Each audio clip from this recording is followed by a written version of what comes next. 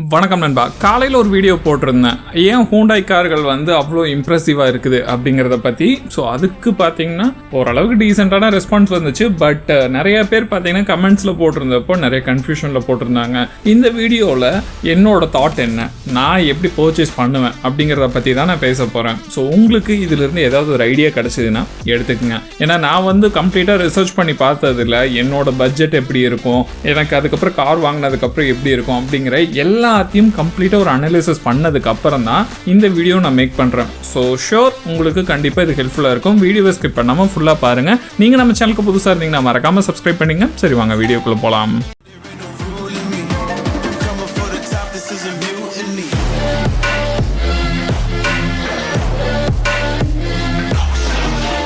மொதல் விஷயம், என்கிட்ட ஒரு நல்ல பட்ஜெட் இருந்துச்சுன்னா நான் ஃபஸ்ட்டு எந்த காரை பர்ச்சேஸ் பண்ணுவேன் அப்படின்னு சொல்லி கேட்டிங்கன்னா முதல்ல நான் சொல்கிற பதில் ஆல்டோ கேட்டனாக தான் இருக்கும். என்ன ப்ரோ ஆல்டோ கேட்டன்னு சொல்கிறீங்க, என்ன மைலேஜ் ஓரியன்டா அப்படின்னு கேட்டிங்கன்னா எஸ், மைலேஜ் ஓரியன்ட் தான். ஏன்னா என்னோட பேக்ரவுண்ட் வந்து எனக்கு தெரியும். ஸோ எப்படி இருக்குது, என்னோட ஃபேமிலி மெம்பர்ஸ் எத்தனை பேர், கார் இருந்தால் நான் ஆவரேஜாக எவ்வளோ ட்ராவல் பண்ணுவேன் அப்படிங்கிற எல்லாத்தையும் செக் பண்ணி பார்க்கும்போது எனக்கு ஆல்டோ கேட்டன் ஒரு நல்ல சஜஷனாக தெரிஞ்சது. அதுக்கான ரீசன்ஸை நான் ஃபஸ்ட்டு ஒவ்வொன்றா சொல்லிட்டு வரேன். ஆல்டோ கேட்டன்ல நான் எந்த மாடல் வாங்குவேன் அப்படின்னு கேட்டிங்கன்னா LXi CNG மாடல் தான் வாங்குவேன். ஏன்னா லக்கேஜஸை கேரி பண்ணுறதுக்கு பூட் ஸ்பேஸ் இருக்காது. பட் என் ஃபேமிலியில் இப்போ இருக்கிறது 3 மெம்பர்ஸ் தான். ஸோ அதனால் ரியர் சீட்லேயே நான் பார்த்தீங்கன்னா லக்கேஜஸை கேரி பண்ணுறதுக்கு நான் யூஸ் பண்ணிக்குவேன். ஸோ அதனால் பூட் ஸ்பேஸ் அப்படிங்கிறது எனக்கு அந்த இடத்துல நெசசரி கிடையாது. CNG டேங்க் இருக்கிறதுனால எனக்கு பின்னாடி நிறைய பெனிஃபிட்ஸ் இருக்குது. சரி, ஒவ்வொரு பாயிண்டாக பார்க்கலாம். முதல் பாயிண்ட், LXi CNG வேரியண்ட்டை நான் சூஸ் பண்ணதுக்கான முதல் ரீசன் இதோட ப்ரைஸ் 6.85 lakhs அவைலபிளா இருக்குது. இவ்வளோ கம்மியான பிரைஸ்ல ஒரு CNG மாடல் வாங்கணும் அப்படின்னு சொல்லி கேட்டீங்கன்னா மார்க்கெட்ல ஆல்டோ கேட்டன் மட்டும்தான் இருக்குது, வேற எந்த மாடலும் அவைலபிளா இல்லை. ரெண்டாவது முக்கியமான விஷயம், CNGயோட பிரைஸ் இன்னைக்கான பிரைஸ் அப்படின்னு பார்த்தீங்கன்னா கோயம்புத்தூர்ல செக் பண்ணி பார்க்கும்போது 82 இருந்து 85 ரூபீஸ்க்கு வந்து சேல் பண்ணிட்டு இருக்காங்க 1 kg CNG. ஸோ CNGயோட டேங்க் கெப்பாசிட்டி அப்படின்னு பார்த்தோம்னா ஆல்டோ கேட்டன்ல 12 லிட்டர் கெப்பாசிட்டி வந்து பிடிக்குது. ஸோ ஆவரேஜா பார்த்தீங்கன்னா 12 லிட்டர் நான் ஃபியூலை வந்து ரீஃபில் பண்ணனா 85 ரூபாய் அப்படின்னு போட்டோம்னா மொத்தமாக ஃபில் பண்ணும்போது 1020 ரூபா வந்து நான் ஸ்பெண்ட் பண்ணியிருப்பேன். ஸோ இந்த 1020 ரூபாய்க்கு நான் ஸ்பெண்ட் பண்ணி நான் CNG டேங்கை ஃபுல் பண்ணுறேன்ல, கம்பெனி அஷ்யூர் பண்ணுறது 34 வரைக்கும் CNGக்கு மைலேஜ் கிடைக்கும் அப்படிங்கிறத சொல்லியிருக்காங்க. ஸோ நான் ஆவரேஜாக பார்த்தோம்னா ஒரு 30 கிலோமீட்டர் வரைக்கும் நான் ரேஞ்ச் கிடைக்கும் அப்படின்னு எதிர்பார்க்குறேன். 25 to 30 அப்படின்னு சொல்கிறாங்க. பட் என்னோட ஒரு இது பார்த்தீங்கன்னா நான் எப்படி டிரைவ் பண்ணுவேன் அப்படின்னு கேட்டிங்கன்னா வண்டி வந்து கதறவே விட மாட்டேன், ஸ்மூத்தாக தான் டிரைவ் பண்ணுவேன். ஸோ அதனால் எனக்கு சாலிடாக பார்த்தீங்கன்னா 25+ வரைக்கும் கிடைக்கும். ஸோ அப்படி செக் பண்ணி பார்க்கும்போது எனக்கு சாலிடாக ஃபுல் டேங்க் பண்ணி நான் ஓட்டுனேன்னா கரெக்டாக எனக்கு 300 கிலோமீட்டர் வரைக்கும் தாராளமாக ரேஞ்ச் கிடைக்கும் அப்படிங்கிறத எதிர்பார்க்குறேன். ஸோ 300 கிலோமீட்டர்ஸ் அப்படின்னு சொல்லி பார்க்கும்போது ஒரு கிலோமீட்டரை நான் ரன் பண்ணுறதுக்கு காருக்கு கிட்டத்தட்ட 3000 ரூபாய் வரைக்கும் அதிகபட்சம் ஸ்பெண்ட் பண்ணுவேன். ஒரு கிலோமீட்டருக்கு, அதுவும் ஒரு காரை 3000 ரூபாயில நீங்கள் வந்து ரன் பண்ணுறது அப்படிங்கிறது இருக்கிறதுலே லோ ரன்னிங் காஸ்ட் அப்படிங்கிறத சொல்லியே தீரணும். வண்டியில் கம்ஃபர்ட் அண்ட் கன்வீனியன்ஸ் அப்படிங்கிறது செகண்டரி தான். பட் மைலேஜ் அப்படின்னு பார்க்கும்போது இந்த ஒரு மைலேஜ், இந்த ரன்னிங் காஸ்ட் அப்படிங்கிறது என்னோட பட்ஜெட்குள்ளே ஈஸியாகவே அடங்கிடும் அப்படிங்கிறது மிக முக்கியமான விஷயம். ஸோ இந்த பட்ஜெட்டில் இருக்கிறது வந்து எனக்கு எந்த வகையில் யூஸ்ஃபுல்லாக இருக்குது அப்படின்னு கேட்டிங்கன்னா, இப்போ உதாரணத்துக்கு சொல்கிறேனே, இப்போ என் வண்டி வந்து 40லேருந்து 45 வரைக்கும் தான் மைலேஜ் கொடுக்கக்கூடியது. பைக்கு 150cc பைக் வச்சுருக்கிறேன். ஸோ அதனால் இப்போ பெட்ரோல் நான் போட்டேன்னா 101.75 ரூபாய்க்கு வந்து நான் பெட்ரோல் போடுறேன், 1 லிட்டர் பெட்ரோல். இந்த பெட்ரோலுக்கு எனக்கு ஆவரேஜா 40 to 45 வரைக்கும் இது மைலேஜ் கொடுக்குது. ஆவரேஜா ஒரு 42.5 அப்படிங்கறத நான் வச்சுக்கிறேன்னு வச்சுக்கலாமே. ஸோ 1 கிலோமீட்டர் ரன் பண்றதுக்கு என்னோட பைக்குக்கு கிட்டத்தட்ட 2000 ரூபாய் வரைக்கும் செலவாகுது.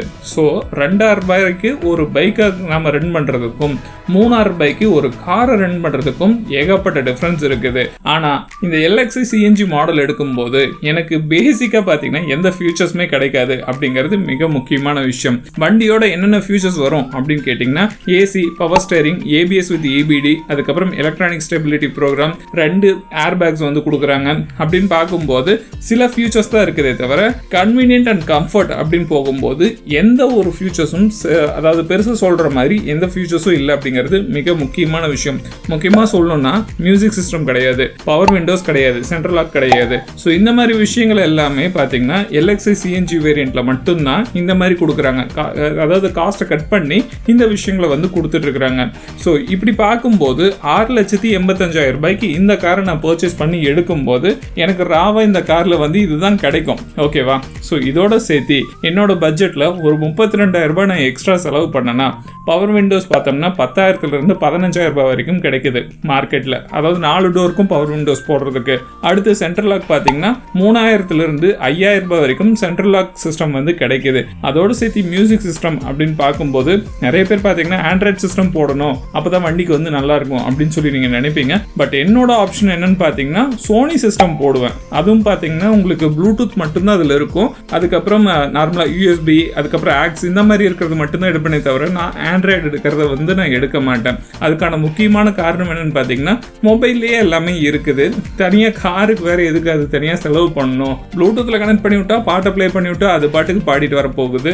So simple. அதனால் நான் சோனியில் இன்வெஸ்ட் பண்ணுவேன். ஸோ மியூசிக் சிஸ்டம் பொறுத்த வரைக்கும் 12,000 ரூபாய்க்கு வந்து நான் இன்வெஸ்ட் பண்ணேன்னா பிளேயர் வித் 4 ஸ்பீக்கர்ஸோட எனக்கு தாராளமாக வந்துடும். ஸோ ஓவராலாக பார்க்கும்போது இந்த ஆக்சசரிஸோட விலை ஒரு 32,000 ரூபாய் வந்துடும். லேபருக்கான சார்ஜஸ் வந்து எவ்வளோ வருதுன்னு எக்ஸாக்டாக எனக்கு தெரியல. மேபி ஒரு 10,000 ரூபாய் வரைக்கும் நம்ம அதை போட்டுக்கிட்டா கூட இன்னொரு 42,000 ரூபாய் செலவு பண்ணனா கூட 7,37,000 40,000 வச்சுக்கோங்களேன். 7,40,000 ரூபாய் ஸ்பெண்ட் பண்ணும்போது இந்த கார் கம்ப்ளீட்டாக என் கைக்கு வரும்போது ஒரு ஹையர் எண்ட் மாடலாக கைக்கு வரும். அது மட்டும் இல்லாமல் என்னோட பட்ஜெட் ஃப்ரெண்ட்லியாகவும் இருக்கும். சர்வீஸ் காஸ்ட் அப்படிங்கிறது மற்ற கார்களை கம்பேர் பண்ணும்போது ஆல்டோ K10 டீசென்ட் அண்ட் எனாஃபாக இருக்கும். ஏன்னா நம்ம பட்ஜெட்குள்ளே அடங்கிறதுனால தாராளமாக இந்த காரை 10 15 வருஷம் அப்படியே பூ போல நம்ம வச்சு ஓட்டுனோம்னா தாராளமாக மைலேஜ் கொடுத்துட்ருக்கோம். ப்ராப்பராக மெயின்டைன் பண்ணி யூஸ் பண்ணோம்னா இந்த கார் நல்ல லைஃப் லாங்குக்கு நமக்கு வரும் அப்படிங்கிறதுல எந்த ஒரு மாற்று கருத்தும் இல்லை.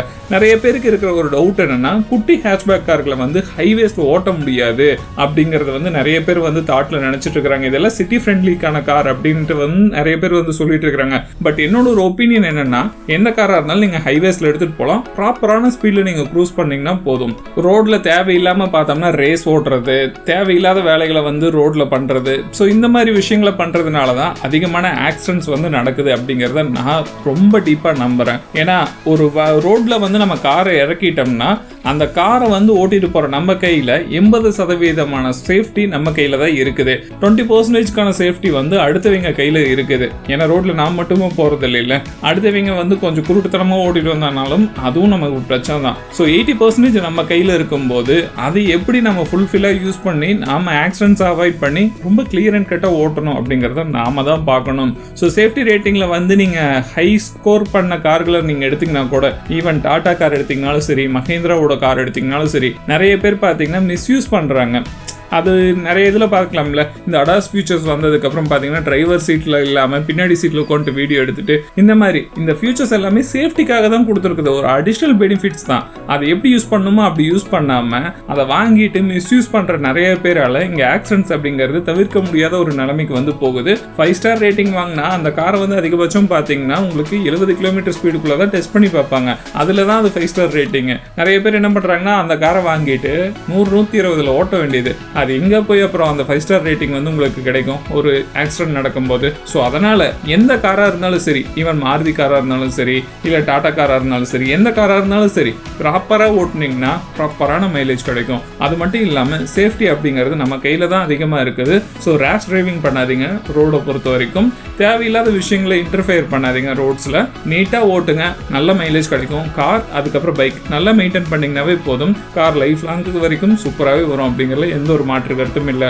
ஸோ என்னோட ஒரு ஒப்பீனியன் இதுதான். என்னோட சஜஷன் எதுன்னு கேட்டிங்கன்னா, சஜஷன் இல்லை, இன்கேஸ் என்கிட்ட ஒரு 8 lakhs 8.5 lakhs இருந்துச்சுன்னா நான் சஜஸ்ட் பண்ணுற கார், எனக்காக நான் பார்த்து வச்சிருக்க கார் ஆல்டோ K10 தான். ஏன்னா என்னோட பட்ஜெட் அதுக்கப்புறம் பார்க்கும்போது மேபி நான் வந்து இன்னும் கொஞ்சம் நல்லா ஏர்ன் பண்ணேன்னா அதுக்கப்புறம் வேற கார்களை கூட நான் சூஸ் பண்ணலாம். பட் இப்போ இருக்கிற டைம் பீரியடுக்கு எனக்கு வந்து தெளிவான ஒரு ஐடியா எதில் இருக்குதுன்னு கேட்டிங்கன்னா ஆல்டோ K10 தான். ஏன்னா அதை எடுக்கும்போது தான் என்னோட ஃபேமிலியோட நான் வந்து வெளியில் எங்கே வேணாலும் நினைக்கிற இடத்துக்கு வந்து போயிட்டு வர முடியும்.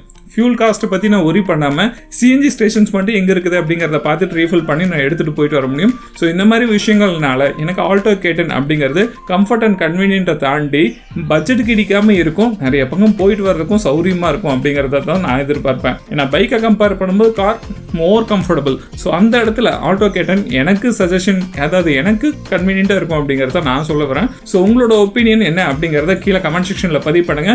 வேற ஏதாவது டவுட்ஸ் இருந்துச்சுனாலும் போடுங்க. அப்பப்போ பேசும்போது அந்த வீடியோக்குள்ளேயும் நம்ம பேசலாம். சரியா?